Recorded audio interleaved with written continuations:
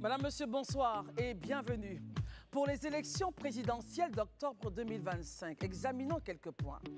Entre les candidats déclarés et ceux non inscrits sur la liste électorale, que dit la loi fondamentale ivoirienne? Pour les candidats déclarés, mais absents sur le listing électoral, quels seraient les éventuels recours avant les élections? Aussi, pour les potentiels candidats déclarés, mais non adoubés par leurs différents partis politiques, quelle pourrait finalement être leur attitude in fine? Et puis, quel probable plan B, C, D, pourquoi pas même plusieurs, pour les candidats qui, in fine, ne pourraient pas compétir en 2025? Autant de questions que nos analystes sur le plateau auront donc la lourde charge de répondre. Merci d'être avec nous. Le Grand Talk démarre maintenant.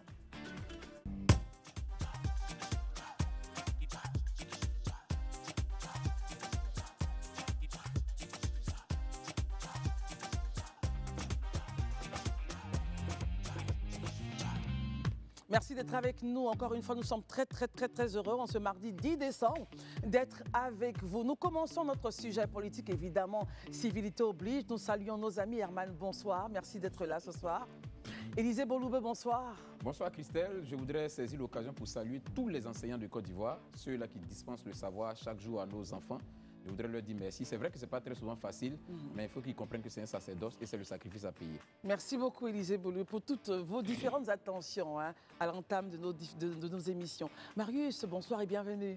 Merci Christelle. Bonsoir à tous. Bonsoir surtout à notre ami David Kwame, qui est lui directeur d'école dans une de nos localités, et plus précisément à Tiébissou, inférieur de l'émission Le Grand Talk. Merci beaucoup Marius. Daouda Koulibaly, Sa Majesté, bonsoir. Bonsoir Christelle, bonsoir à tous et bonsoir chez vous. Alors nous le disions donc à l'entame de ce temps d'antenne, essayons de regarder un peu le marigot politique ivoirien.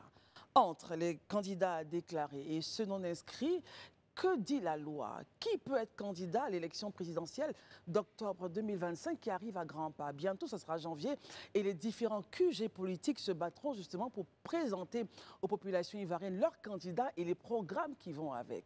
Que dit la loi ivoirienne? Qui peut être candidat à cette élection très importante d'octobre 2025? Commençons avec vous, Herman. Que dit la loi de Côte d'Ivoire? Christelle, vous faites bien de poser la question. Il faudrait se référer à la loi parce que tout ce qui concerne l'élection présidentielle, c'est souvent sujet à beaucoup d'interprétations. C'est l'article 55 nouveau de 2020, de la Constitution de 2020, tel que voté par l'Assemblée nationale, que je vais lire maintenant. Le président de la République est élu pour 5 ans au suffrage universel direct. Il n'est rééligible qu'une fois. Second alinéa, il choisit un vice-président de la République en accord avec le Parlement.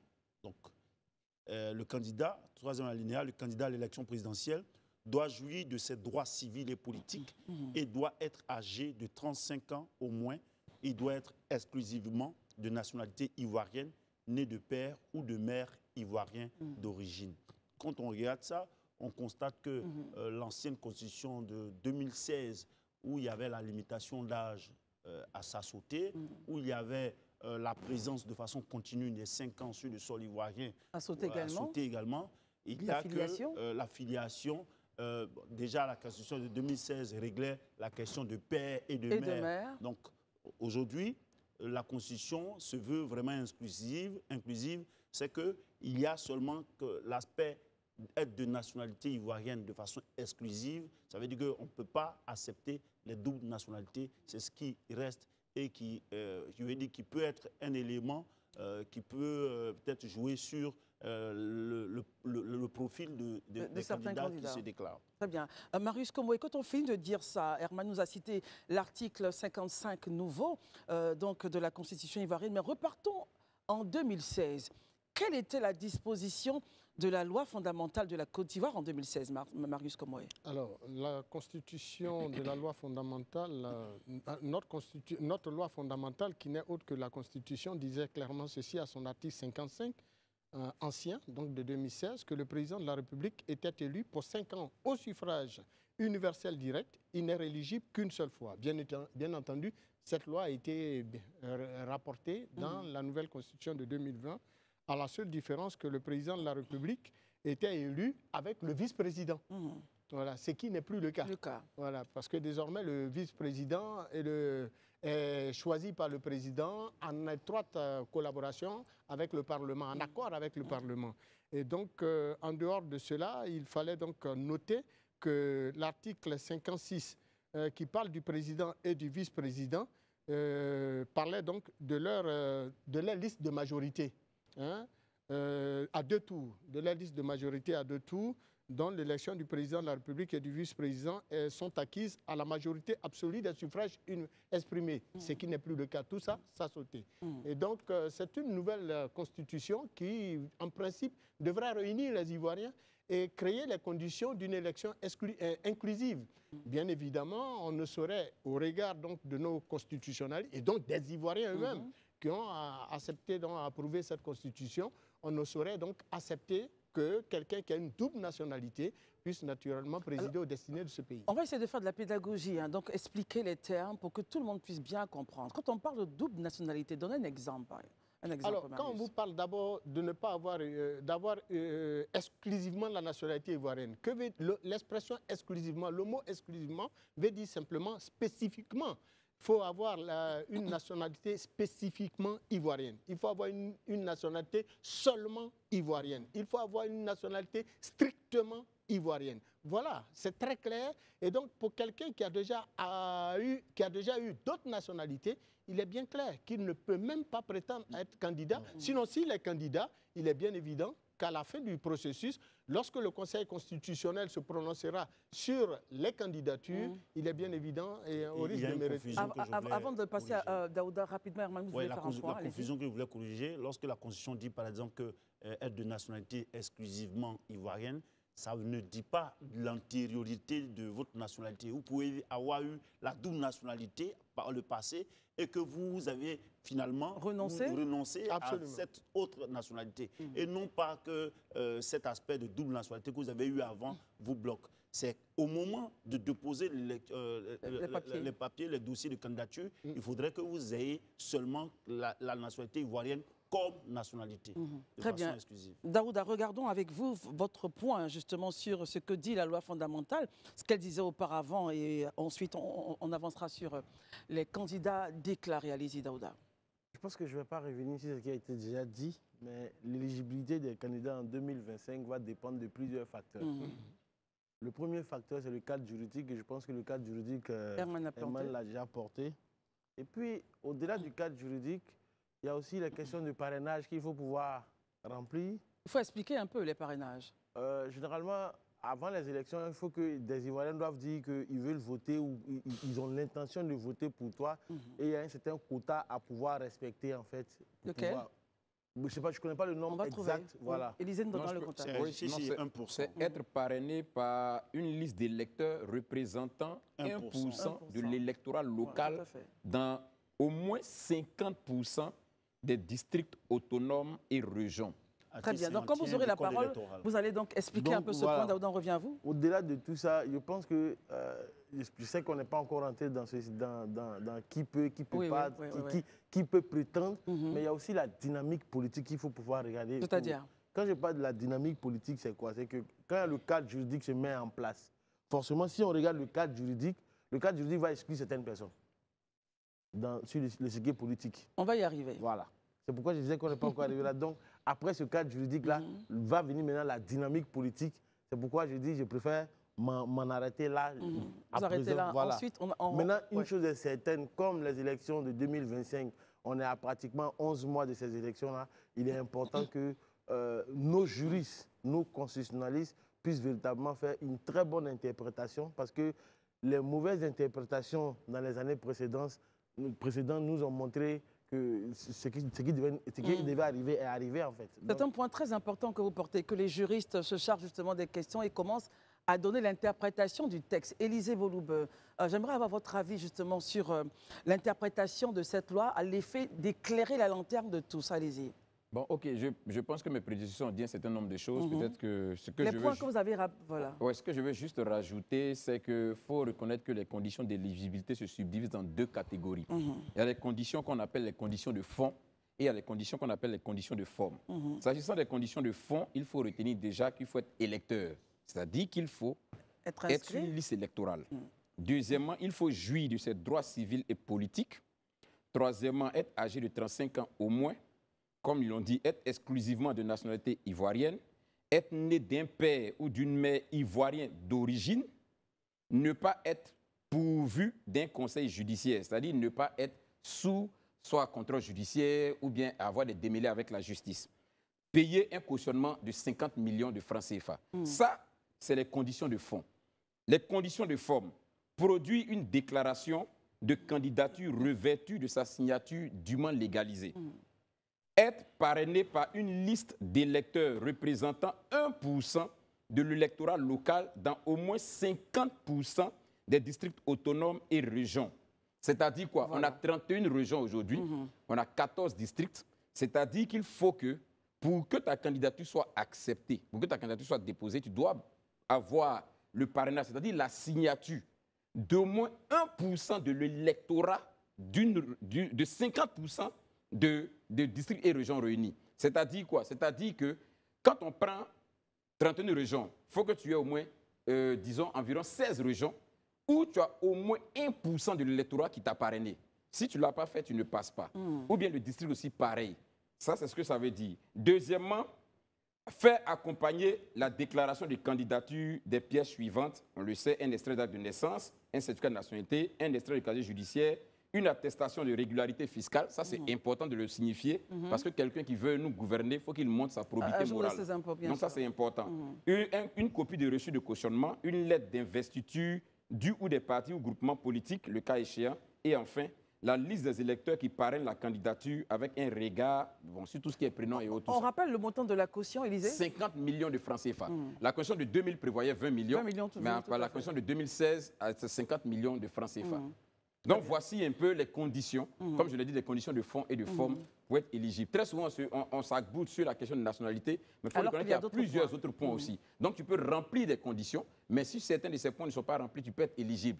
Donc, ça aussi, c'est important qu'on le dise pour que les gens ne disent pas demain, non, on a arrêté ma candidature de façon arbitraire, alors que peut-être que vous avez la nationalité, peut-être que vous avez exclusivement la nationalité, mais vous n'êtes pas en régularité fiscale. C'est-à-dire que le parrainage, voilà, vous n'avez pas le parrainage, mais les 1% 1% aussi. C'est-à-dire que les électeurs ne sont même pas déjà enthousiastes même à aller vous voter déjà. Donc, il y a tout ça qu'il faut mettre dans la balance. Très bien. Herman, on fait un point avec vous, puis on avance sur les candidats. Enfin, je voudrais juste peut-être préciser, il faudrait faire le distinguo entre la Constitution et le code électoral. Très bien. Parce que ce que Élisée vient de nous donner aujourd'hui, c'est le code électoral. Oui. Le code électoral, c'est un peu l'opérationnalité du processus électoral. Tout à fait. Mais la loi qui est fondamentale, c'est la Constitution. Et lorsqu'on regarde la Constitution, ceux qui ont rédigé cette Constitution de 2020, qui a été adoptée par l'Assemblée nationale, dans l'intention, c'est de rendre la chose inclusive.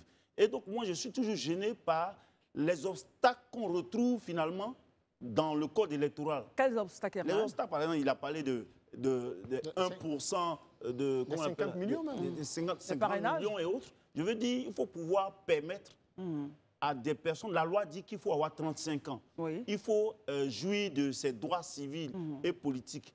Il faut pouvoir être de nationalité de façon exclusive. Il y a déjà ce que la loi a prévu. Maintenant, lorsque dans le code électoral, on vient mettre ces barrières-là, ça ne rentre pas forcément dans l'intention de la loi. En quoi est-ce que ce sont des barrières? Moi, j'aimerais avoir... Oui, mais déjà, lorsque vous dites à quelqu'un de payer 50 millions, je pense que j'ai le profit d'être candidat à l'élection présidentielle. J'ai plus de 35 ans et je n'ai pas 50 millions de francs CFA. C'est un droit qui m'est dû qu'on m'empêche d'obtenir avec 50 millions de francs CFA. En quoi est-ce que les 50 millions de francs CFA déterminent la qualité ou la pertinence d'un candidat à une élection présidentielle? J'aimerais écouter les autres. Daoud, à votre point de vue? Bon, je pense qu'il faut signifier aux uns aux autres que la CEI est l'émanation de deux choses. On ne finira jamais de le dire, de la loi, c'est-à-dire que ça tire sa source de la Constitution. Et la deuxième chose, des partis politiques. Parce que si tout ça là a pu sortir, tous ces règlements intérieurs ont pu sortir, c'est parce que les partis politiques, à un moment donné, c'est ça? Soit ils s'assoient ensemble, ils ont tout validé ensemble et c'est sorti. Donc quand il s'agit d'eux, tout va bien. Maintenant, c'est coincé. Parce que ce que Herman dit n'est pas totalement faux. En quoi c'est coincé, justement? Non, mais ça coince parce que si moi j'ai envie d'être président... Vous voulez diriger un pays, vous n'avez pas 50 millions. Est-ce que je suis obligé d'avoir 50 millions? Et pourtant, il a toutes les compétences. J'essaie de comprendre un peu ce que les partis politiques ont décidé. Hein. Ils décident de mettre 50 millions comme caution. Maintenant, je dis en réalité, parce que les 50 millions de caution, justement, si tu n'as pas un certain pourcentage à l'élection, on ne te rembourse pas tes 50 malheureusement. millions. Tu les paies. Or, je pense qu'on est tous ivoiriens, on bénéficie, on jouit tous des mêmes droits et devoirs. Je pense qu'on doit pouvoir aller compétir ensemble. Maintenant, là où je comprends les hommes politiques, ou bien je comprends la CEI, c'est que franchement, quelqu'un qui n'a pas 50 millions dans son compte, qui veut nous diriger, arrivé à ce moment, on est en droit de se poser la question de savoir, frère, qu'est-ce que tu veux réellement, quoi, en fait. On va prendre rapidement les différents avis, Élisée et puis Marius, et on part sur les candidats. Marius. Volodymyr Zelensky avait-il plus de 50 millions? Est-ce que ce point est mentionné dans la constitution ukrainienne, justement? Non, malheureusement. Là-bas, bon, je ne pense pas qu'en Europe, on parle de caution. On ne sait rien, on va rester en Côte d'Ivoire. Sincèrement, disons-le tout net, il n'a pas tort. Hein, et Daouda l'a souligné également. 50 millions, parce qu'aujourd'hui, nous avons une nouvelle génération d'Ivoiriens qui ont fait quand même de très bons niveaux de formation académique et qui ont des prédispositions en tant que meneurs d'hommes. Et je ne pense pas qu'en insérant dans notre code électoral cette disposition qui oblige le candidat à une élection présidentielle de déposer une caution de 50 millions, eh bien, ils ont voulu être justes avec eux-mêmes. Autant nous sommes, pour beaucoup d'Ivoiriens, autant d'autres Ivoiriens se sont plaints hier sur la question du « et » et du « ou », parce que, considérant cette disposition comme arbitraire, injuste, et donc, on l'a carrément biffé de notre Constitution, autant, eh bien, la nouvelle génération d'Ivoiriens qui a un âge qui oscille entre 35 et 40 ans et au-delà, puissent également revendiquer le droit. Parce qu'il y en a qui ont 45 ans, 46 ans. La génération de Daouda et Herman pourrait être justement candidat. Voilà, c'est la génération 40-50 ans. Pourquoi on les empêche justement d'être candidats? D'accord. Alors, le point d'Élysée, on poursuit sur les candidats déclarés. Non, moi, je ne partage pas leur avis. Il n'y a aucun empêchement. Parce que quand on me dit, déjà, on me lit la Constitution, on me dit non, que pour être président de la République, il faut avoir 35 ans. Mais c'est déjà exclusif. Ça exclut une catégorie de la population. Pourquoi 35 ans? Est-ce que quelqu'un qui a 30 ans n'est pas ivoirien? Il faut bien déterminer un âge. Il faut bien, dès qu'on commence à dire qu'il faut bien déterminer, ça veut dire qu'on ouvre la boîte de Pandore. C'est-à-dire qu'on peut mettre plusieurs conditionnalités. Sinon, là, il y a des gens qui ont 30 ans en Côte d'Ivoire ici qui sont suffisamment matures, intelligents. Ce jeune homme qui a remporté le prix d'excellence de la meilleure entreprise Jeuneo, tout ça, il a moins de 30 ans. C'est un enfant qui est très intelligent, il emploie plus d'une cinquantaine de personnes. Est-ce que celui-là n'est pas éligible pour être président de la République? D'accord. Donc, voilà. Non, si on est d'accord que la Constitution dit qu'on doit avoir 35 ans, ça veut dire déjà une restriction. Dans tout fonctionnement d'une société, on ne peut pas ouvrir comme ça. Et forcément, dès l'instant qu'il y a une compétition, ça veut dire qu'il y a des critères. Tous les jeunes Ivoiriens en Côte d'Ivoire ont le droit d'avoir du travail, en réalité. Mais pourquoi tout le monde n'a pas de travail? Parce qu'il faut aller passer concours, parce qu'il faut aussi faire de l'entrepreneuriat. Donc, très bien. Dès l'instant qu'il y a une compétition, il y a forcément des critères. Toutes les équipes du monde veulent jouer la Coupe du Monde. Pourquoi tout le monde ne joue pas la Coupe du Monde? Parce qu'il y a des éliminatoires. Il y a des règles du jeu. Il y a des règles. Très bien. Ça, c'est comme ça, c'est la loi de la nature. Ça, vraiment, je suis désolé. Peut-être qu'on peut essayer de voir ces lois-là, les réadapter au regard de la réalité du moment, mais on ne peut pas se plaindre du fait qu'il y a des règles. Non, ça, je suis désolé. Merci, monsieur Balle au centre. Merci, monsieur Balle au centre. Personne ne sait qu'il y a des règles. C'est pas grave. On veut juste qu'on nous avançons, Herman. Nous avançons. Puisque dans l'intention de la Constitution, nous avançons, il n'y avait pas ces blocages-là. Le code électoral qui va être fait pour 2025, on peut l'améliorer, je pense. Merci beaucoup, Herman. Balle au centre, messieurs. Combien de candidats déclarés avons-nous, justement, pour cette élection présidentielle? Je commencerai avec vous, Daouda, avec vos petits points, et puis vous renchérissez. Très bien. Combien de candidats déclarés avons-nous? Les candidats déclarés qu'on a, je pense que je vais les citer plus ou moins pour deux têtes. On a Pascal Affinguessan qui est candidat déclaré. On a Simone Yves Gbagbo qui est déclaré, qui déclare qu'elle sera candidate. Je pense qu'il n'y a pas encore eu de convention au PDCI, mais plus ou moins, ce sera lui le candidat, même si c'est qu'il y a des bisbilles en interne. Vous parlez du président Thiam? Du président Thiam. Au niveau du RHDP, il n'y a pas de candidat déclaré, mais selon les militants, il est le candidat naturel. Laurent Gbagbo... Comme vous dites, il est le candidat naturel. Le président Alassane Ouattara. Je ne parle pas du président Ouattara. Voilà. C'était bon de le mentionner, en fait. Voilà. Maintenant, au niveau du PPACI, M. Laurent Gbagbo s'est déclaré candidat, mais il n'est pas éligible au vu de la loi. Pas inscrit sur le listing électoral. Voilà. il y a, comment on appelle ça, M. Charles Bleu Goudé, qui lui aussi n'est pas sur la liste, mais bon, il dit que 2025 ne se fera pas sans lui. Je pense que... Mais il a aussi renchéri en disant qui sera choisi, il va mouiller le maillot pour cette personne. Voilà, donc de l'un mis dans l'autre, voici les personnes qui sont là actuellement, qui se sont déclarées. Voilà. Alors, est-ce qu'il y a un nom à rajouter? S'il n'y a pas de nom à rajouter, essayons de voir. Celui de Billon. Oui, candidat déclaré, tout à fait. Candidat déclaré, M. Jean-Louis Billon. Je pense que Billon n'a pas déclaré sa candidature pour la présidence. Il dit qu'il sera candidat.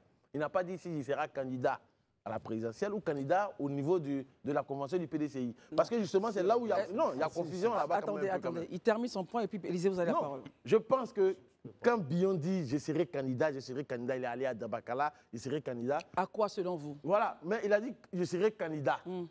Moi, à aucun moment, je n'ai entendu que je serai candidat au présidentiel de 2025. Parce que le faisant, il se met en porte-à-faux avec le PDCI. Élisée, il faut faire cette précision. Élisée, votre point. C'est très important. Je pense qu'on a écouté Billon, on a lu les interviews de Billon. Billon a toujours affiché, et ça même depuis que le président Bédié était là, son intention, sa volonté d'être candidat. Il a affiché, il a affirmé d'être candidat à la présidentielle 2025. Ça, il a affiché. Et justement, comme il est dans un parti politique, il sait que pour arriver à cette candidature, il faut bien évidemment passer par une convention. D'où son appel incessant à une convention. Mais il a affiché son intention et il a répété. Il y a une interview il n'y a même pas longtemps encore, il était devant les militants, il a insisté encore sur ce fait-là, que lui, en 2025, il est candidat à la présidence de la République. Très bien. Alors, regardons maintenant ceux qui sont déclarés, qui pourraient, au vu de ce que vous comprenez, hein, on n'est pas à la Cour constitutionnelle, mais on essaiera justement de faire juste des analyses. Qui, selon vous, respecte la loi fondamentale que vous avez mentionnée, Arman? Allons-y avec vous. Quand on regarde bien, je pense que, à moins de savoir l'option de chacun par rapport à l'exclusivité de leur nationalité, est-ce qu'ils sont pleinement de nationalité ivoirienne? Bon, moi, j'imagine que au regard de la Constitution, celui qui veut être candidat, c'est qu'il est peut-être prêt sur tous les points. Heureusement, déjà que l'article 55 nouveau ouvre le débat. Il n'y a plus de présence, parce que la présence de façon continue de 5 ans, ça allait éliminer vraisemblablement M. Thiam. Aujourd'hui, il n'en est pas. Ça aurait pu lui faire peur, mais cette disposition n'existe plus. Donc aujourd'hui, maintenant, j'imagine, puisque quand même, parmi ceux qui sont candidats, à part Afin Guessan, qui a été investi par son parti politique, et Simon Lévy Gbagbo, investi par son parti politique, dont on sait qu'ils n'ont pas d'autres nationalités à l'extérieur. On sait que Jean-Louis Billon, par exemple, il était de double nationalité. Aux dernières nouvelles aussi, certainement Thiam. Donc, on espère que ces aspects-là, ces candidats à l'élection présidentielle de 2025 ont évacué ces aspects. Et je crois bien qu'ils savent où ils vont, donc certainement ils ont pris les dispositions pour être en règle vis-à-vis de la Constitution. Élisée, votre point. Selon vous, qui respecte ce que dit la loi de la Côte d'Ivoire? Bon, moi je vous dirais tout de suite que tout le monde respecte, hein, parce que... Tout le monde, c'est-à-dire? Donc, je dis tout Ivoirien en réalité, ça veut dire qu'il remplit... Bon, avec Ivoirien exclusif, comme on le dit, voilà, remplit déjà les conditions. Maintenant, il y a une chose qui est certaine, c'est-à-dire qu'il y a des aspects que nous on sait, et puis il y a des aspects qu'on ne maîtrise pas. Par exemple? Bon, quand je dis des aspects qu'on ne maîtrise pas, par exemple, la question de la régularité fiscale, moi, je ne sais pas. Je ne sais pas si les candidats ils sont vraiment, vis-à-vis en règle des impôts. Ça, je ne sais pas, par exemple. Deuxièmement, sur la question de la nationalité, c'est possible que certains aient obtenu d'autres nationalités par le passé. Mais est-ce qu'aujourd'hui, ces gens-là encore continuent de jouir de cette nationalité du passé, ou bien ils ont exclusivement la nationalité ivoirienne? Vous pensez à qui, par exemple? Je pense au président Thiam. Je pense au président Thiam. Le président Thiam a eu la nationalité française. Il a travaillé dans plusieurs endroits avec la nationalité française. Voilà. Donc, est-ce qu'aujourd'hui, il continue de jouir de cette nationalité, ou bien il y a renoncé et aujourd'hui, il est totalement ivoirien? Ça, je ne sais pas. Alors, pour vous répondre, écoutons ce que Maître Blessy Chrysostome, avocat et chargé de la veille juridique du PDCI, dit. Il dit, chers tous, je voudrais rassurer les militants et sympathisants qu'en ma qualité de SE, en charge de la veille juridique, je les rassure que toutes les analyses et autres extrapolations ne contiennent aucun élément qui doivent conduire à l'inéligibilité du président Thiam. Il est éligible, restons zen, tous ensemble. Voilà, c'est rassurant. Je veux dire que là, je suis là. C'était Élisée qui parlait. C'était Élisée qui parlait. Je crois que vous m'avez dans les yeux. Ça me donne l'appétit. Oui, Blessy, dont je ne doute pas en tout cas de la compétence, qui était un juriste, qui était un éminent avocat que tout le monde connaît. Je suppose que s'il le dit, c'est qu'il a pris la peine, en tout cas, de vérifier et de s'assurer que tous ces éléments-là sont, je veux dire, en bonne posture pour le candidat Thiam. Ben, soit, si c'est le cas, il n'y a pas de souci. Toujours est-il que, comme je le dis, le dernier mot, le fin mot concernant la question d'éligibilité ou ça revient au Conseil constitutionnel, voilà, qui motivera éventuellement les acceptations de candidature ou les refus de candidature. Marius, votre point? Oui, Élisée l'a dit, tout citoyen ivoirien qui remplit les conditions est déjà éligible. Non, on parle de ceux qui ont été déclarés. Arrêtons on parle de ceux qui ont été déclarés. J'ai dit, Daouda les a cités. Essayons de voir ceux qui ont été cités. Est-ce qu'ils remplissent les conditions? Vrai, en excluant justement la question de la résidence continuelle sur le territoire ivoirien pendant 5 ans, qui n'existe plus. Allégé la tâche à une multitude, dont le président Laurent Gbagbo lui-même. Herman citait tantôt le président Thiam, mais il a certainement oublié le président Gbagbo qui n'a pas résidé lui aussi sur ces dernières années, durant 5 ans, ces 5 dernières années sur le territoire ivoirien parce qu'il était justement... Mais il faut rassurer que la disposition n'existe plus. Oui, évidemment. Voilà. Donc, oui, ça, on l'a dit. Et bon, voilà. Donc, ça a allégé la tâche à tout le monde. Cela dit, à dire vrai, le plus grand gagnant de ces différents candidats qui se présenteront donc devant le Conseil constitutionnel pour la validation de leur candidature, eh bien le président sortant, le président Alassane Ouattara. Pourquoi? Mais parce que tout simplement, il est aux affaires et il remplit totalement les conditions au regard de la nouvelle loi sur l'éligibilité en Côte d'Ivoire du président de la République. Nous ne perdons pas de vue que nous sommes passés du premier mandat de la Troisième République au deuxième mandat. Nous passons au deuxième. Donc, s'il y a eu un premier mandat, eh bien, comme je l'ai dit, le problème ne se pose plus. Il y a justement un deuxième mandat. Et donc, la loi ne lui interdit pas, clairement, parce que c'est les Ivoiriens qui l'ont décidé. Et donc, à partir du moment, il faut accepter aussi en démocratie les réalités des faits. Pour l'instant, il n'est pas encore candidat déclaré. Ah non, mais son parti, naturel, dit qu'il n'est le seul et l'unique, il n'est que leur seul et unique candidat. Daouda, mais avant, Herman, vous voulez faire un tout petit point, allez-y. Moi, ce que je voulais dire, c'est vrai qu'on spécule aujourd'hui sur la loi est propre, mais je veux dire, en 2010, quand même, on allait à une élection, pas au regard forcément des dispositions légales, on a fait ça au regard des arrangements politiques. Donc, je veux dire que pour cette fois, si on souhaite qu'il y ait une certaine accalmie et autres, le président peut regarder aussi pour essayer de trouver une formule pour faire à un certain moment de faire des arrangements politiques. Il fait appel à la magnanimité du chef de l'État. Merci pour votre point. On termine avec Daouda, s'il vous plaît, avant de prendre notre invité. Est-ce qu'il y a une réaction ici sur ce qu'Herman a dit? On finit avec Daouda. On ne peut pas continuer s'il vous plaît, messieurs. Daouda. Moi, je veux dire, jusqu'à quand est-ce qu'on va continuer dans les arrangements politiques? Jusqu'à quand est-ce qu'on va arrêter avec l'humanité dans la politique? C'était pas ça la question, Daouda. Oui, mais bon, la question, c'était votre point de vue, justement, qui, en fonction de ce que vous avez cité, en tout cas, en l'état, à la lumière et à l'aune de la loi, de la constitution ivoirienne que nous avons et du code électoral que Élisée Boulougboy a brillamment cité, je pense que pour ma part, il y a 2 personnes qui, ma foi, pour moi, à présent, ne respectent pas les conditions. Lesquelles? Il s'agit notamment de l'ex-président M. Laurent Gbagbo et de l'ex-ministre Charles Blé Goudé. C'est les 2 parce qui sont sous le coup d'une condamnation, un par défaut et l'autre par... Non inscrit aussi sur la liste électorale. Sur la liste électorale. Quand j'ai fini de dire ça, moi, j'ai été dans ce pays-là l'une des personnes qui a toujours dit qu'il ne faudrait pas qu'on laisse... sur l'autel de sacrifice, en fait, à chaque moment, à cause des accords politiques, à cause comment on appelle ça, de l'humanité, de X choses, de Y choses, parce que finalement, ça crée beaucoup de frustration à un moment donné. Il faut que dans ce pays-là, on apprenne à respecter les lois que nous nous sommes données nous-mêmes à un moment donné et que les gens puissent l'accepter purement et simplement. Sur ce point, on est totalement d'accord. Non, franchement, parce que... Alors, nous avons c'est l'acte 1, rassurez-vous, messieurs, on fera l'acte 2, rassurez-vous, on fera l'acte 2. Mais nous avons donc une invitée qui est là, elle va rentrer. Il s'agit de Madame Nivine Gadji, qui nous parlera justement de cette thématique quand les femmes entrepreneurs s'engagent dans l'innovation avec son point Agritech. Madame Nivine Gadji, bonsoir. Merci d'être avec nous. vous comptez, vous avez dit, ah, c'est trop court, pourquoi on coupe ce débat-là? Rassurez-vous, on sera encore là demain pour en parler. Bonsoir, Madame Gadji. Bonsoir. Alors, parlez-nous un peu de votre projet. Qu'est-ce que c'est que justement Agritech? Alors, Agritech, je vais parler du Forum international du leadership féminin qui se tient dans 2 jours, donc un jour, vu qu'on est mardi soir, dans un jour. Et donc, ça se passe au Palais des Congrès du Sofitel Hôtel Ivoire.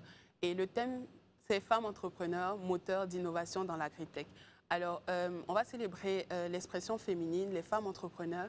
Et l'agritech, en fait, c'est l'ensemble des innovations, donc des solutions qu'on utilise dans le secteur agricole pour améliorer que ce soit la productivité, l'efficacité ou encore les rendements des pratiques agricoles. Donc, nous célébrons ça le 12 décembre prochain. Élisée, question? Ok, nous savons que les femmes sont très présentes dans le secteur de l'agriculture. Aujourd'hui, en termes d'innovation, qu'est-ce qui est prévu à ce salon-là pour alléger la tâche de nos mamans et de nos sœurs vraiment dans les zones rurales qui continuent en tout cas d'exercer cette activité avec beaucoup de pénibilité? Alors, aujourd'hui, nous parlons de technologies comme les drones agricoles, donc pour venir étudier tout ce qui est surveiller les cultures, donc cartographier les champs. Nous parlons aussi de IA, donc intelligence artificielle pour donner des données précises, enfin, rendre des données précises sur l'agriculture. Nous pouvons également parler de marketplace numérique, donc pour faire le lien, un lien plus proche entre les agriculteurs et les consommateurs, ou encore parler de capteurs pour étudier la qualité de l'air, la qualité de la température, la qualité du sol, etc. Docteur? Bon, aujourd'hui, on sait que les femmes, en matière de finances, elles sont les moins nanties. Donc, concrètement, est-ce que dans ce forum-là, les femmes-là, elles seront présentes? Ça, c'est la première des choses. Et au sorti de ce forum-là, qu'est-ce qui sera fait pour ces femmes-là? Alors, le forum est organisé par la Fondation CEFIS. La Fondation CEFIS, depuis 2009 maintenant, donc la Fondation CEFIS a 15 ans d'impact. Donc, depuis 2009 maintenant, forme, accompagne et permet au financement et à l'accès au marché des femmes. Donc, effectivement, ces femmes-là pourront être entretenues grâce à des partenaires bancaires qui seront présents, grâce à même des partenaires de tout genre. Je cite Invest for Jobs, GIZ, par des partenaires comme la FAO, par des partenaires comme l'IFAD, donc tout genre de partenaires pour tout sujet. Donc je pense que... Mais finalement, parce que quand on regarde le taux de bancarisation aujourd'hui de nos femmes qui sont en milieu rural, tout ça, comment est-ce que vous allez pouvoir gérer tout ça? Parce qu'on sait qu'il y a beaucoup de femmes qui ne sont pas bancarisées. Donc, ce financement, il s'est fait comment? Le remboursement, comment? Bon, en fait, je me pose beaucoup de questions. C'est pour ça que nous avons, la Fondation CEFIS, donc nous avons plusieurs programmes d'inclusion financière des femmes entrepreneurs. Donc, nous avons mis en place ces programmes-là grâce justement à Invest for Jobs, le bureau Invest for Jobs de la GIZ, mais accompagné aussi par différentes banques, donc, dont EcoBank, Afriland, BNI, qui accompagne etc. toutes ces femmes-là. Exactement. Sur nos programmes de formation et d'accélération, bien évidemment. Donc, il faut qu'elles puissent rentrer dans nos programmes. Et donc, nous travaillons ensemble des critères de sélection, mais nous travaillons ensemble des critères avantageux pour elles, pour qu'elles puissent bénéficier de ces accompagnements des produits financiers 100% féminins. Mais Christelle, il va falloir qu'elle paye des royalties. Pourquoi? Avec trop de pubs, là. Ah, pardon. Désolée. Ouais, c'est vrai en plus. Herman, question. Quelles sont les articulations finalement pour revenir à l'événement de ce Forum international de leadership féminin? Quelles sont les grosses têtes, les différents panels qu'il va y avoir, les thématiques qui vont être discutées? OK, on a un panel sur l'accès au marché. Vous avez parlé de l'accès au marché. C'est important pour les femmes de savoir comment elles rentrent dans la grande distribution, par exemple. Comment elles font, quelles sont les stratégies pour rentrer dans cette grande distribution-là. Également, comment elles sont financées, comment elles sont bien financées, quels sont les produits qui existent pour elles, justement. Parce qu'en fait, je pense que le plus gros obstacle, c'est l'accès à l'information. Tant qu'elles ont cette information-là, de savoir qu'il existe des produits pour elles, qu'il existe des stratégies pour elles, je pense qu'on y est quand même. Très bien. Marius Comoué? Vous le disiez tantôt, concrètement, quelle technologie dans notre agriculture, quand on sait qu'à ce jour, nous continuons d'importer la majorité de notre consommation en riz des pays comme l'Inde, la Thaïlande. Et chez nous ici, on continue de travailler la culture du riz de façon archaïque. Qui plus est, vous savez également qu'on a un problème sérieux avec la vente du vivrier en Côte d'Ivoire. Aujourd'hui, n'est-il pas temps de vendre le vivrier au kilogramme? Alors, je vais essayer de répondre sans faire de publicité. Parlons de technologie. Oui, voilà. Parlons de technologie. Tout à l'heure, je parlais de marketplace, donc qui rapproche l'agriculteur de les consommateurs. Il existe des marketplaces qui sont mis en place par ces femmes, par exemple. Il existe des mécanismes qui sont mis en place par des coopératives, 100% de femmes. Donc, oui. Donc, pour terminer, la question des drones, très importante justement dans l'agriculture. Est-ce que c'est un projet qui devrait voir le jour ou c'est quelque chose qui est déjà implémenté où? Alors, les drones sont déjà implémentés, les drones agricoles sont déjà implémentés. En espérant que mes chiffres soient toujours bons, le secteur agricole représente 22% du PIB ivoirien, donc avec, je pense, 50% de la population active. Donc, les drones qui cartographient les champs, les cultures, etc., existent déjà. Bon, je vais suivre le conseil de votre collègue en ne citant pas, mais les drones existent déjà. On a déjà des technologies présentes. Donc, moi, je vous invite vraiment à venir voir. Au-delà de la cartographie, est-ce qu'il y a ces drones-là, justement, qui aident la production pour ces mamans? Bien sûr. Et c'est où ça se passe, justement? C'est très important. Ici, en Côte d'Ivoire, vous avez un site alors, endroit, non, pas vraiment, parce que, bon, si je parle de nos femmes, par exemple, nos femmes sont dans toute la Côte d'Ivoire.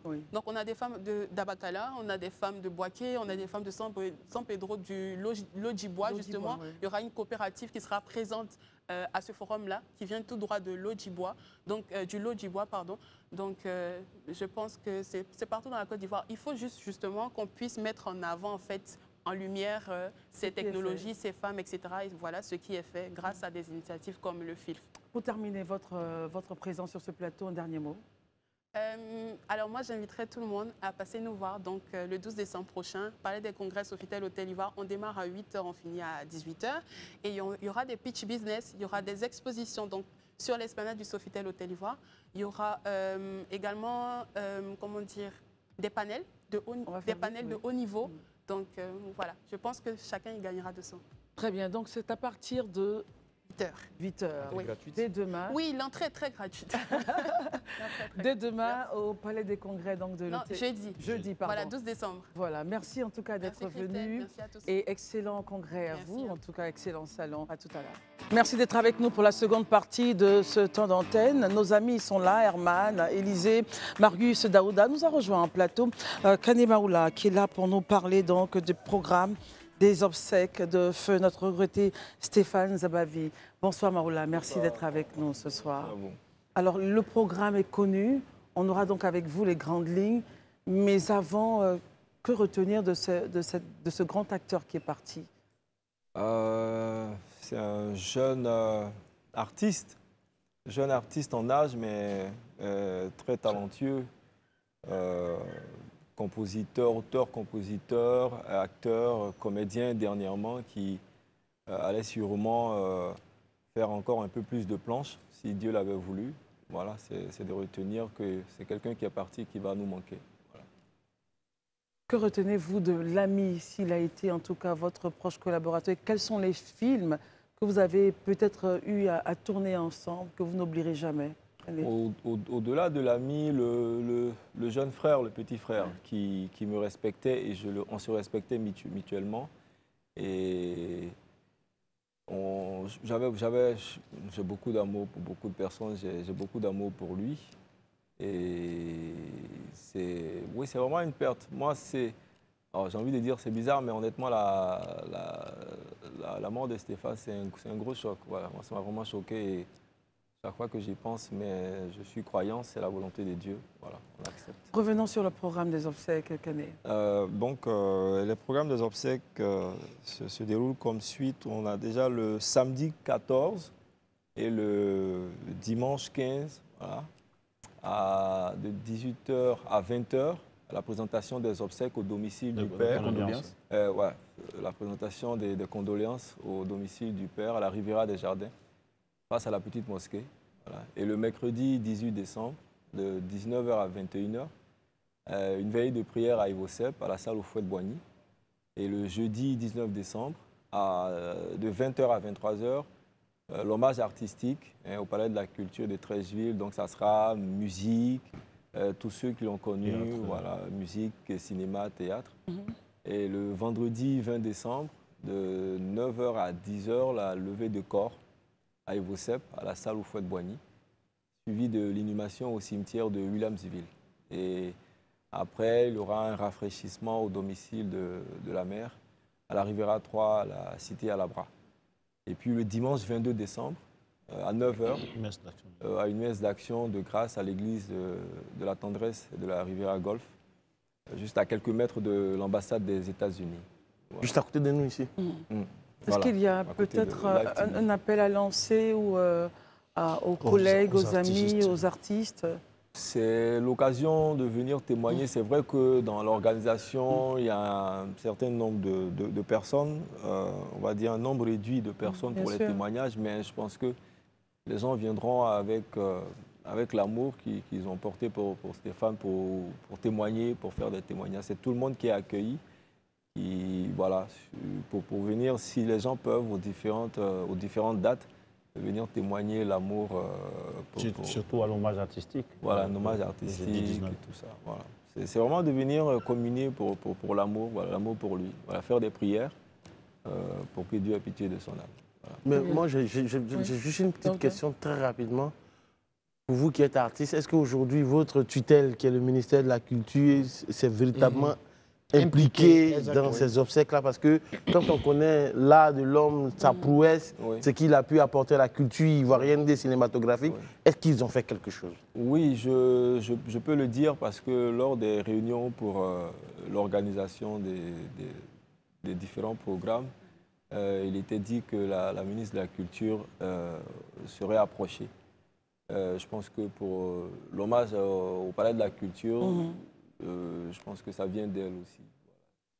Pour ceux qui se disent que je l'ai aimé, il était mon artiste préféré, mais j'aimerais faire quelque chose dans ces funérailles-là. Est-ce que c'est possible? J'aimerais contribuer quelque chose, voilà, participer à l'organisation, enfin, voilà. Oui, c'est possible. Il y aura un cahier, un livre blanc, voilà, qui sera ouvert avec, comment vous appelez ça, des souplis pour éviter certaines interprétations. Voilà, c'est de faire des dons. Voilà, mais c'est vraiment tout le monde, hein, c'est de venir aussi soutenir les artistes, les acteurs. Bien sûr. Voilà. Alors, Kené, un dernier mot avant de vous laisser partir. Revenons sur le programme et puis votre dernier mot. Oui, le programme, samedi 14 et dimanche 15, de 18h à 20h, la présentation des condoléances au domicile du père à la Riviera des Jardins, qui est en face de la petite mosquée. Et le mercredi 18 décembre 2024, de 19h à 21h, une veillée de prière à Evosep, à la salle Houphouët-Boigny. Le jeudi 19 décembre, de 20h à 23h, il y aura l'hommage artistique au Palais de la Culture de Treichville. Et puis le vendredi 20 décembre, de 9h à 10h, Dieu le voulant, la levée de corps à Evosep, à la salle Houphouët-Boigny, suivi de l'inhumation au cimetière de Williamsville. Et il y aura un rafraîchissement au domicile de la mère, voilà, à la Riviera 3, cité à Labra, la Villa 325. Et puis le dimanche 22 décembre, à 9h, il y aura une messe d'action de grâce à l'église de la Tendresse de la Riviera Golf, qui est à côté de l'ambassade et aussi de Live TV. Voilà. Donc, un dernier mot, Kené. Dieu, chez nous, Dieu a donné, Dieu a repris. C'est la volonté de Dieu. On va tous passer par là. Voilà. Faisons en sorte que sur Terre, nous nous comportions bien. Et que là-haut, que ce soit moins difficile pour nous. Voilà. Des condoléances à toute la famille.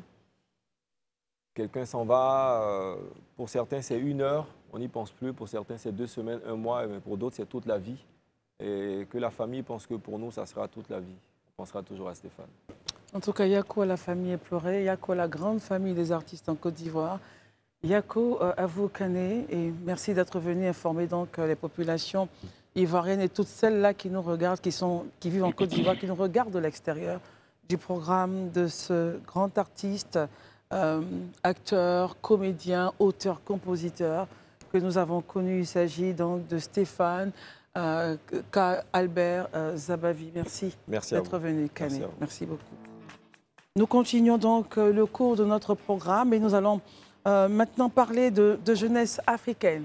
face au défi de l'immigration en Occident. Il y en a qui disent à tout prix, 1000 prix, il me faut quitter mon territoire et aller en Europe ou aller dans tel pays et sont prêts à vendre tout, sont prêts à vendre tout bien, même des humains souvent, Dieu merci, il faut s'en garder pour pouvoir partir.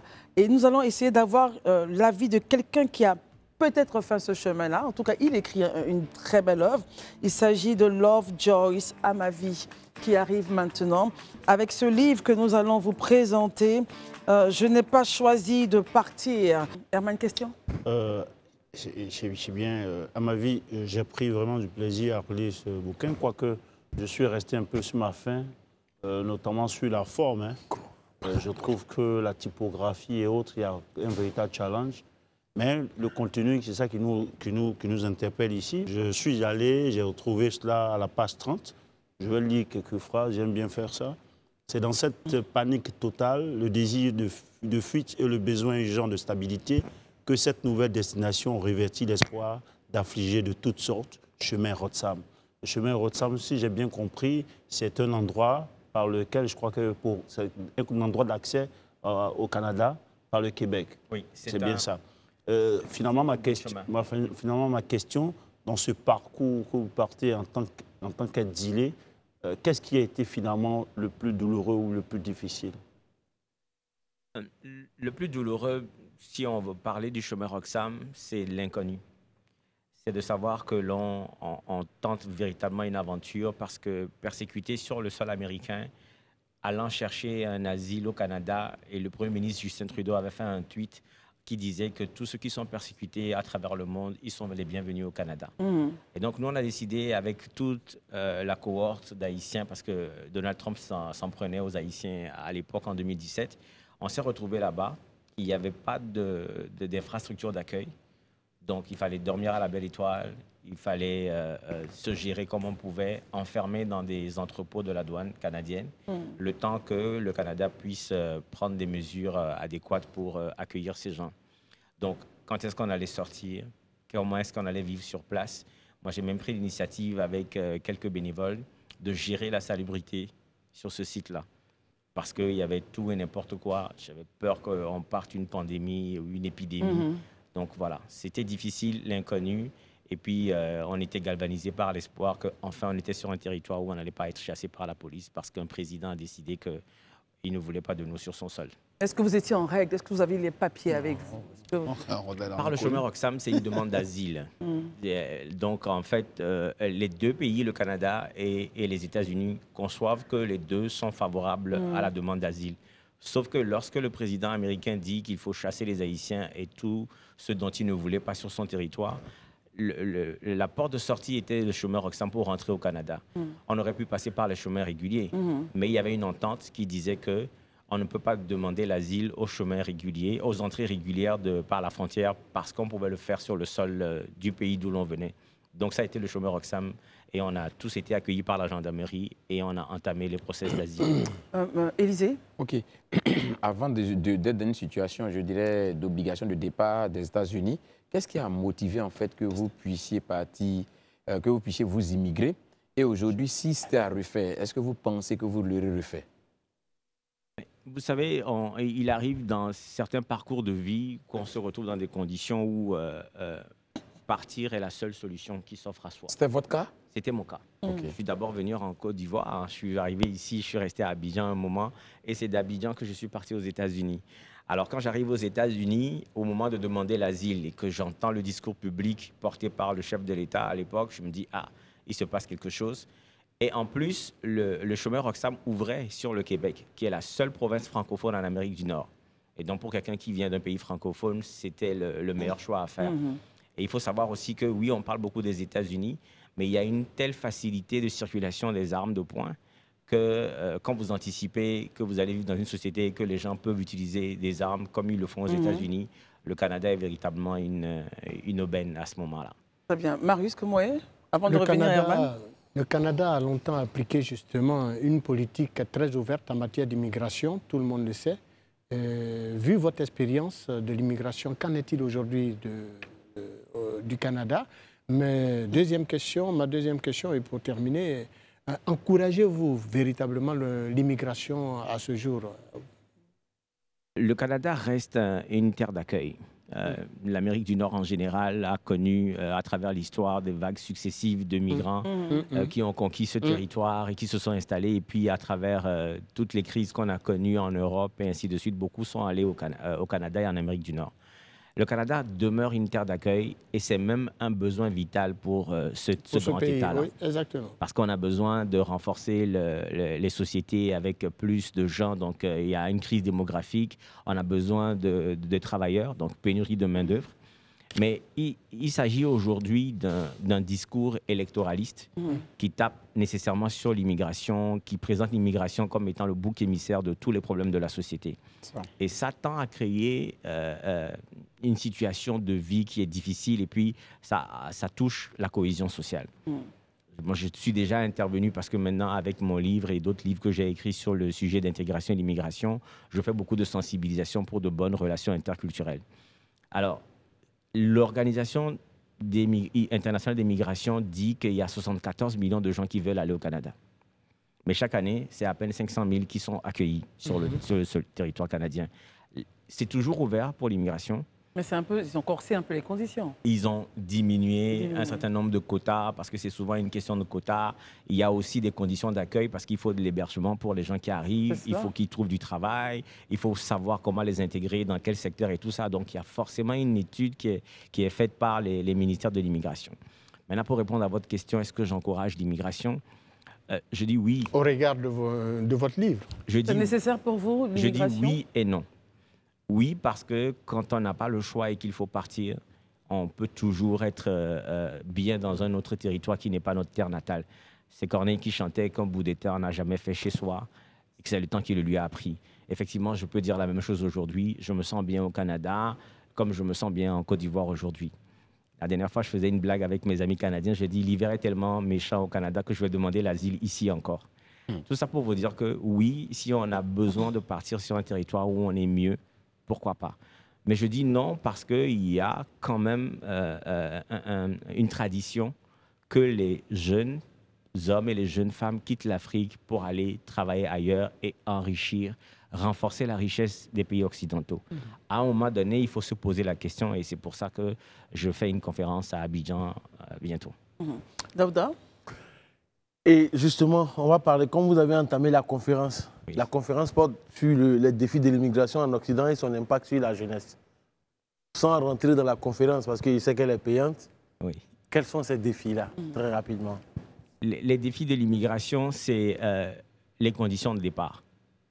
Est-ce qu'il faudrait améliorer les conditions pour que les gens ne partent pas? Ou est-ce qu'il faudrait faire en sorte que les gens partent, mais dans les bonnes conditions? Vous n'êtes pas sans savoir que beaucoup prennent des embarcations de fortune et il y en a qui vont mourir sur les côtes européennes. Il y a beaucoup qui payent des faiseurs de papier parce qu'ils ne prennent pas le temps de lire les procédures et donc ça coûte excessivement cher alors que cet argent aurait pu servir à la création d'une entreprise et donc à la création de richesses ici en local. Les défis de l'immigration en Occident particulièrement, c'est le discours public qui existe aujourd'hui, qui fait le lit pour les partis d'extrême droite. Et donc, ça a créé une situation de vie qui est délicate. C'est un peu un vent qui souffle en Europe aujourd'hui. Ça souffle en Europe, en Amérique du Nord et partout. Donc, on va voir ces partis qui ont des discours divisifs arriver au pouvoir et donc tout mettre sur le dos des immigrants. Vous n'avez pas idée de comment c'est difficile de sortir dans la rue et de se savoir indexer, regarder mal, alors que souvent, c'est des discours fallacieux. Donc, il faut parler de tout ça.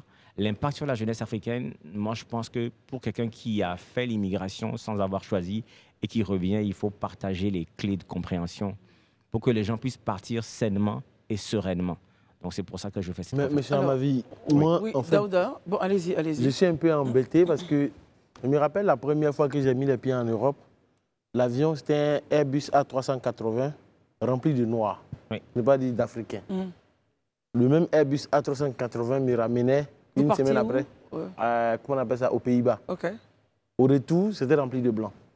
Au retour sur Abidjan? Sur Abidjan, c'est rempli de Blancs. Je me suis posé la question pour des pays en construction comme, comme la Côte d'Ivoire. Je pense qu'on connaît bien la Côte d'Ivoire. Est-ce que vous pensez que c'est nécessaire pour certains jeunes de tout vendre, de tout abandonner ici, parce qu'ils ont des biens, ils abandonnent tout pour l'immigration? Mais c'est parce que on a longtemps fait croire aux populations africaines que c'était toujours mieux ailleurs. Ça, ce sont des conséquences de la colonisation. On nous a imposé une lecture de nos sociétés qui fait qu'on pense que c'est toujours mieux en Occident. L'exode rural dans les villages, les gens pensent que c'est mieux à Abidjan. Quand ils arrivent à Abidjan, ils savent que le modèle vient de Paris, donc c'est mieux à Paris. Donc il faut déconstruire ce discours-là de base. Bien sûr. Maintenant, il faut savoir qu'en 2020, en Afrique de l'Ouest, c'est la Côte d'Ivoire qui a accueilli le plus de gens de l'immigration étrangère. 2 600 000 personnes à peu près. Mais la Côte d'Ivoire n'a pas de ministère de l'immigration. Pas parce que les gens ne viennent pas, il y a des services qui accueillent, qui donnent des visas, qui donnent des cartes de séjour. Mais c'est parce que ce n'est pas dans la logique du gouvernement d'aller chercher ces gens. Par contre, en Occident, tous ces pays qui crient sur l'immigration, ils ont tous des ministères de l'immigration. Ils ont besoin de gens pour vivre, ils ont besoin de contributeurs, ils ont besoin de travailleurs. Et donc, eux, ils mettent en place des programmes, tout en tapant sur le sujet de l'immigration, sur l'immigrant, sur l'immigré, comme si c'était lui la source des problèmes, alors que eux, pour eux, c'est un besoin. Mais en même temps, quand on vous écoute, il faut aussi pouvoir dire qu'il faut arriver pour nos pays africains peut-être à mettre les conditions de vie idoines pour nos populations. Oui. Parce que ces pays qui vous disent non, ne venez pas chez moi, ne venez pas chez nous, chaque pays a quelque peu des relents protectionnistes. Oui. Même les pays africains. Absolument. Et voilà, donc à un moment donné, il faut que nous, pays africains, on puisse se dire, on puisse mettre les conditions nécessaires pour que les jeunes puissent réussir. Et puis quand on sera développé, peut-être qu'un jour aussi on dira, non, on est fatigué, on ne veut plus. Non. Donc ça, il faut peut-être relativiser, qu'en pensez-vous? Il faut surtout ne pas arriver à se dire, on ne veut plus de telle ou telle personne. L'homme de nature est un être migrant. Il va toujours se déplacer, ne serait-ce que par curiosité. Les explorateurs qui sont venus sur nos côtes au XVIIe, XVIIIe siècle, c'est des gens qui étaient curieux, qui voulaient savoir qu'est-ce qu'il y avait au-delà des océans. Donc l'homme est un être migrant. Il y aura toujours des gens qui vont se déplacer d'un territoire à l'autre. Ce qu'il faut faire, c'est de l'intégrer et accepter les gens pour ce qu'ils apportent, parce que ce sont des êtres vivants qui viennent et qui participent à la cohésion de la société. Par contre, il faut organiser la vie ensemble. Il faut organiser nos sociétés pour qu'il n'y ait pas de discrimination à cause de telle ou telle chose. Et ça, c'est un travail de longue haleine, mais il faut transformer la pensée sur ce sujet. Herman, pour terminer, vous avez failli prendre le chemin Roxane. Oui, le chemin Roxane. Je suis arrivé aux États-Unis en 2015. Okay. Et puis, bon, on a entamé la procédure. Et puis, voilà, après, ça a commencé à coincer. À un moment donné, j'ai mes aînés qui sont à Montréal, ils m'ont suggéré cela. Oui. J'en ai discuté avec mon épouse. Bon, finalement, je ne suis plus allé. Mais je suis heureux que finalement, ma vie est bien intégrée là-bas. Oui. Il est inspiré pour écrire des livres. Je vais lire un passage que j'ai retenu. Et on a terminé. J'étais encore perdu dans mes pensées lorsque 2 jeunes agents de sécurité s'approchèrent de moi pour me demander si j'étais parmi les nouveaux arrivants. À ma réponse, ils ont dit être surpris de voir l'un de nous fumer le cigare et écouter de l'opéra, me demandant de ne pas le prendre mal. Je leur répondis que même les Noirs trouvent bizarre un Noir qui écoute de l'opéra en fumant un cigare et qui est en plus végétalien. Et puis finalement, ils ont dit en plus, pourquoi est-ce que vous avez senti le besoin de marquer cela? Je rappelle que c'est la page 54. Il nous reste 1 minute pour terminer l'émission. Je l'ai marqué parce qu'on venait de sortir des entrepôts de la douane et on était sur le point d'arriver à Montréal. Et moi, j'étais tellement stressé que je me suis rappelé que j'avais encore ma boîte de cigares dans mon sac à dos. Donc, j'ai sorti, j'ai fumé et puis ça les a surpris. Pourquoi? Parce qu'il y a la lecture qu'ils ont de l'Afrique et des Noirs. Ils pensent qu'on n'est pas assez cultivé, qu'on ne fait pas les choses comme ils font. Même dans le livre, je raconte quelqu'un qui me demande si on avait un micro-ondes chez nous en Afrique. Je lui ai dit non. On mettait le plat au milieu et puis je faisais la danse du feu autour et ça chauffait. Il a mal pris, mais après on a rigolé. Mais c'est ça. Il y a tellement de préjugés sur nos cultures qu'il faut arriver à pouvoir en parler, et discuter avec eux. Alors, je n'ai pas choisi de partir. Livre de Love, Joyce à ma vie. Le vendredi 13 décembre à partir de 18h à BNB Hotel à Cocody-en-Grès. Donc, il y a une conférence sur les défis de l'immigration en Occident et son impact pour la jeunesse africaine. Et c'est vous qui êtes donc le conférencier. Merci beaucoup. Chaque André vous donne droit à une conférence, un livre dédicacé, un cocktail offert, réservation. 25 000 francs CFA. Merci d'être venu. Merci beaucoup, c'était très agréable. Merci. Alors, restez là, restez en place, je vous en prie. Hier, nous parlions justement de ce documentaire, Les 7 femmes de Félix Houphouët-Boigny. Il y a donc la 3e rediffusion, tout à l'heure à partir de 21h sur Live TV. Ne manquez surtout pas. à partir de 21h. Vous avez la rediffusion des 7 femmes de Feu Félix Houphouët-Boigny. Derrière un grand homme se cachent de grandes histoires d'amour. Vous avez été nombreux à apprécier le décryptage que nous avons fait hier de ce film-là. Vous aurez encore le temps de regarder, de ressasser, de réfléchir. Et puis voilà, à chacun donc de tirer les leçons de ce chef-d'œuvre documentaire réalisé par Serge Billet. Merci en tout cas de nous avoir suivis. Tout à l'heure à 21h, on regardera tous ce documentaire. Herman, merci d'être venu. Élisée, Marius, Daouda, Monsieur Amavi, merci. On se retrouve donc demain. Portez-vous bien, les programmes continuent sur la FTV. À tout à l'heure 21h pour la rediffusion des 7 femmes de Félix Houphouët-Boigny. Bonsoir.